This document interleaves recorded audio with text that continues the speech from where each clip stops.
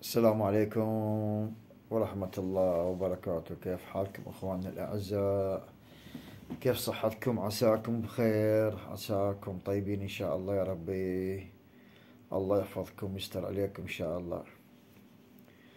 اليوم موضوعنا جديد إن شاء الله عن الخشابة. إحنا ما عندنا مواضيع غير الخشابة نسولف فيها على هذا الفن الجميل، الموروث الجميل، الموروث وليس تراث، الموروث.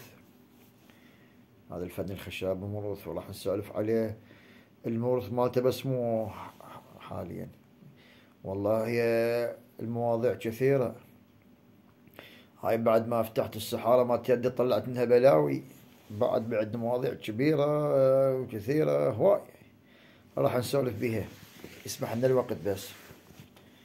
اليوم اجينا بموضوع جديد يعني ومهم جدا طبعا. احنا عندنا طبعا هواي اكو ناس يعني مدفونة، ما إلهم صيت، ما إلهم سمعة. مع الأسف أريد أقول ما حد كتب عن تاريخهم، مع الأسف على أهل البصرة ما حد ذكرهم. هسه يقول لا ما نعرفهم، ما سامعين بيهم. مو انتم ما دورتوا، ما نبشتوا، ما فتحتوا الصناديق، طلعتوا شنو المدفون، شنو الموجود، شنو التراث البصرة، شنو بيه. ما ركضتوا عليهم وسألتوا ونبشتوا، حصلتوا مواضيع. اكو ناس اساطير، اساطير والله اساطير، يعني مدفونة. يعني امر عجيب. يعني اليوم اذا احدثكم على موضوع انا متأكد هسه راح اذكر اسمه، هواي الناس ما تعرفه وما سامعه به.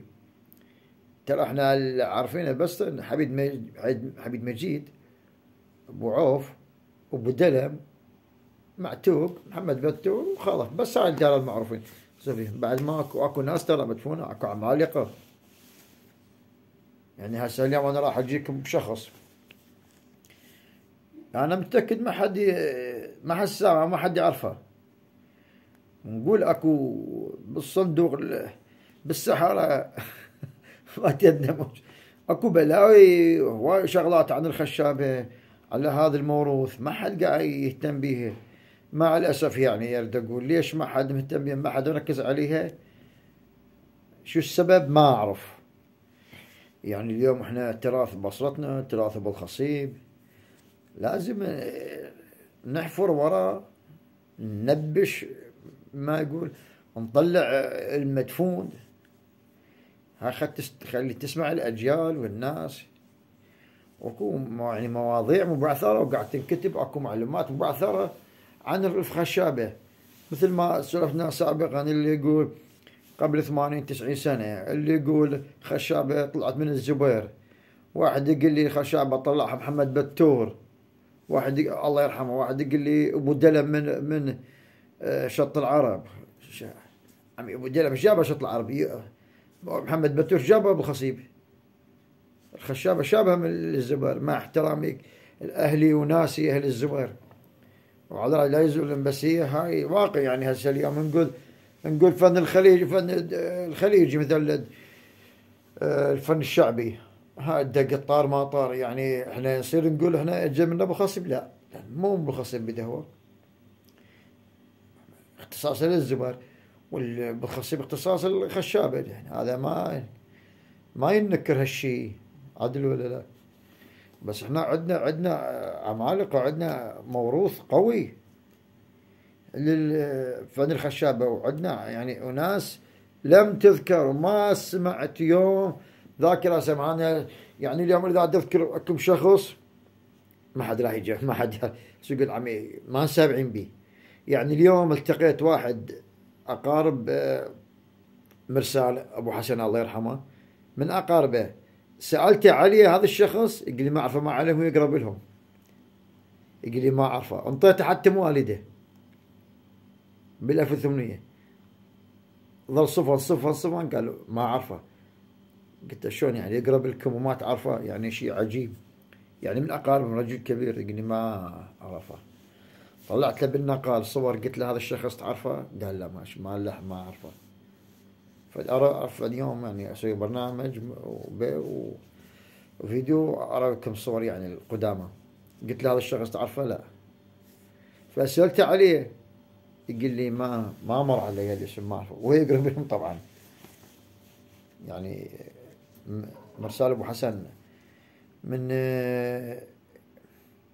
أشهر كواسير العراق، إذا أقولا قليل بحقه، هسه يقولني بالغ أبو محمد. فاليوم أسألكم عنه، شنو اللي كان يكسر بإيد وحدة أطراف صابعه صارت مثل تمرة الدير يبست، ما ينقلب يعني بزمانه ما ينقلب، ماكو كاسوري يجي مثله، مستحيل يعني، مع احترام كل الكواسير الموجودين. هذا إله طقات خاصة، وقت لا ما اجى مثله. مرسال ابو حسن الاوائل العراق وقطع، وانا مسؤول عن كلامي. الله يرحمه، انسان هذا الطيب، انسان الخلق، الف رحمه على روحه. المهم اليوم عندنا اكو شخصية عظيمة، والعظمة لله.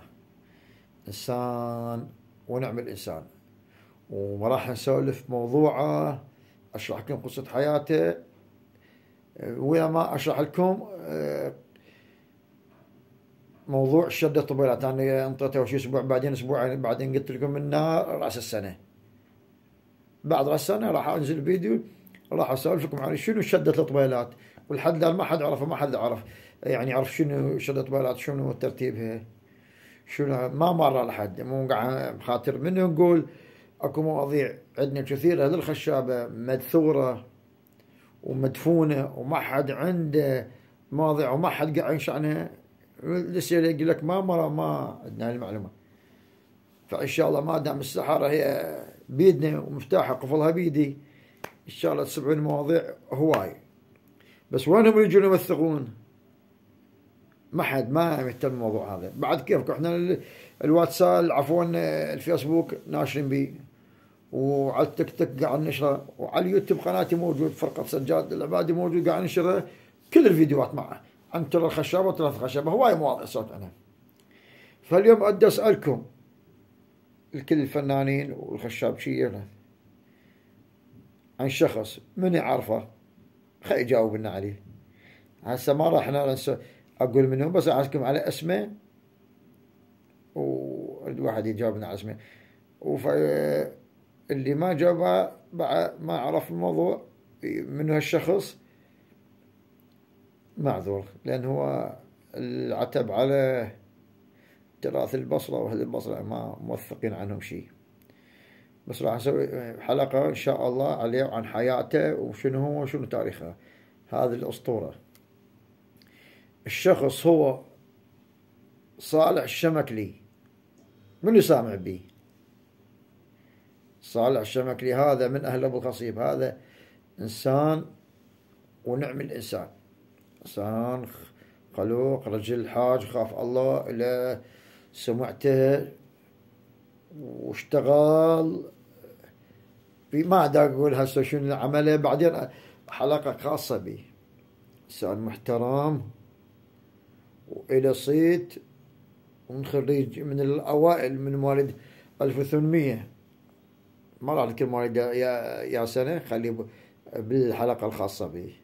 بس المهم من يعرف عنه صالح الشمكلي، سامع بيه؟ أكيد مع سامع بيه إن شاء الله. حتى الحلقة اللي راح ننشرها عليه أراويكم الصورة مالته، وأقول لكم حياته شنو وشنو منجزاته، شنو إلى أدوار صالح الشمكلي. وبعد من وراء أكو شخص ثاني كان ملحن الخشابة البصرة في بداية تأسيسها، ما راح نذكر اسمه هسه. شوفوا ايش قد يعني اكو معلومات، يعني للاسف انا هسه ما حاط شيء بجيبي، ترى من اجي اشرح له اقول عن فلان وعلان، ولا هم ذاك يعني توفوا الله يرحمهم وراحوا الدار حقهم، الله يجعل مثواهم الجنة ان شاء الله. بس الناس الطيبة خلينا نذكرهم، وهو يعني ما حد قاعد يتحرك على هالمواضيع للاسف. يعني نقابة الفنانين ما اعرف ليش يعني لأن المفروض يعني يفتحون فتح حلقات ويبحثون على هالأمور، مع يعني ما قاعد يشجعونها عليها. يعني بس يعني الأخ أبو زياد شوي يعني متحرك على فن الخشاب على المهرجان، وصار بيه برود لحد الآن توقف، يعني صار كم شهر، يعني من شهر ثالث الكلام لحد الآن ماكو شيء، ماكو تحرك. يعني من رمضان بدأ الكلام لحد الآن ماكو شيء يا أخ أبو زياد. ليش يعني ما مهتمين بفن الخشابة، بفن أبو الخصيب؟ وهذا يعني يمثل البصرة كلها، يمثل العراق يعني من يروحون مهرجانات في دبي، أي في باريس، أي مكان الدول، بالقاهرة، بالوطن العربي كله، يعني تروح يعني مجموعة البصرة يمثلون فن الخشابة، الفن القديم، هذا الموروث الجميل. فللأسف أكو تشوش على هذه المواضيع، ما أعرف ليش. غير مواضيع أكو اهتمام بها، بس هذا الموضوع ما حد قاعد يهتم به. يعني أتأسف لي، يعني لكباريتنا أتمنى شوي تحرك عنها. كل من عنده معلومة خي ينزلها وينشرها، خي يسولف عنها، بس كل معلومة دقيقة ومتأكد من عندها. مو يجي مثل الأخ يقول لي فلان هو عواد مطرب، يقول لي كاسور. هذا لا ما يقول لي كاسور، ايش بيش بيته بالبصره، يقول لي بالخصيب، هو مؤسس خشاب، هو اساس اللي طلع القحف. فامور مشخبطه وجاء كاتبها وناشرها، يعني شوي صعبه. لا شو المواضيع يا خوال. فالمهم احنا نريد من الاخوان يسالفونا عن المرحوم الحاج صالح الشمكلي، شنو كان دوره، والباقي علينا، سامعين بيه ما سامعين بيه. اللي عرفه يكتب لنا يقول لنا عرفه فلان منطقة، واللي ما عرفه معذورا، لأنه هو يعني ولادته قبل أكثر من، يعني ايش قد أقول، أكثر من 250 سنة من ولد هو. في يوم من بحلقته نفصل سنة ولادته وتوفى ويمتى توفى وشنو، ويا من اشتغل تخرج من خرجه، شنو أدواره بحياته كلها. يعني حلقة طويلة راح تصير إن شاء الله. واكو عندنا ملحن الخشابة، وانا متأكد منها من تجي دور سولف باسمه ما حد راح يعرفه. هذا حتى حياته من سافر بالوطن العربي، بالخارج العربي، فار وراح واجا، كلها راح اسولفها ان شاء الله. ابو حمد بعد لك منين جبتها هاي؟ ان شاء الله كل المعلومات موجوده، كل الوثائق موجوده بالكتاب الاسود، كل شيء موجود، وخدمتكم اي اسئله ما ادري ايش احنا حاضرين. واحنا بالعكس ودنا ان نقدم معلومات لاي واحد محتاجها، هواي يعني، بس بالتدريج كل ما افرق انا انزل لكم موضوع ان شاء الله، والكل يسمع عنه، واللي اذا يساعدنا هم من نشره. يعني هو مو لا ما حاط بجيب شيء، انا ما راح هذا الفيديو من نشره راح تعطيني شيء، النقابة تعطيني شيء، لو تراث البصرة لها لا ما حد راح يعطي شيء.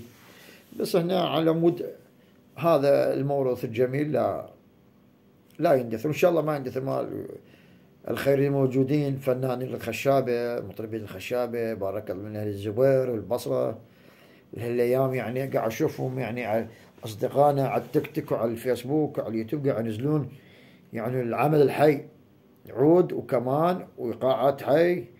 يعني فرق الزبر شفتوا، عندنا البصرة بارك الله بهم، هذا الفن. يعني اليوم واحد الاخوان قبل شوي شفت احد المقاطع، يعني بصراحة الصدق يعني رجعك الماضي، من تسمع العود والكمان والطبالة تعزف والكاسور وكل دشاديش، يعني يذكرني بأيام التسعينات، من أول ما دخلنا بالفن بداية التسعينات 89 90. يعني شلون جت الخشابة على العود، لا أورق ولا كم وش اسمه ما أدري إيش، ولا بيز ولا ما أدري كمان ونعود على الوتر. كان أكثر شيء بس عود قليل، نباتينا نيجي كمان، بس يعني رجعونا للماضي. أحييهم على هذا المجهود هذا، وبارك الله بيهم والله، عاشت ايدكم يعني فرق الزبير والبصرة، وحييكم وحيي جهودكم، بارك الله بيكم. الله يكثر من هذا الفن الجميل، هذا العمل المبدع. يعني اليوم شفت الاخ واثق علي، عندنا الفراتي، ويعني خوش مبدعين، هلا مبدعين، شالوا الأورج خلوه على الصفحة واشتغلوا على اللقاء الحي، يعني رجعونا الأيام الماضية. وإن شاء الله نتمنى أن تستمرون على هذا الشيء، على هذا الفن، خاطر تبقى البصرة هي عاصمة الفن بالعراق، وتبقى إن شاء الله عاصمة الفن هي.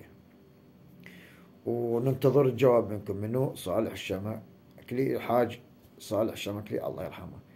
تحيات أخوكم الخشاب محمد سجاد العبالي، صاحب مكتب خشاب تبقصيب. واليوم التاريخ 24/12/2023. إلى رأس السنة نريد الجواب منكم، وإن شاء الله قصة حياتك إلها عندنا، وعنده معلومة احنا هذين. وتحياتي لكم، السلام عليكم ورحمة الله وبركاته.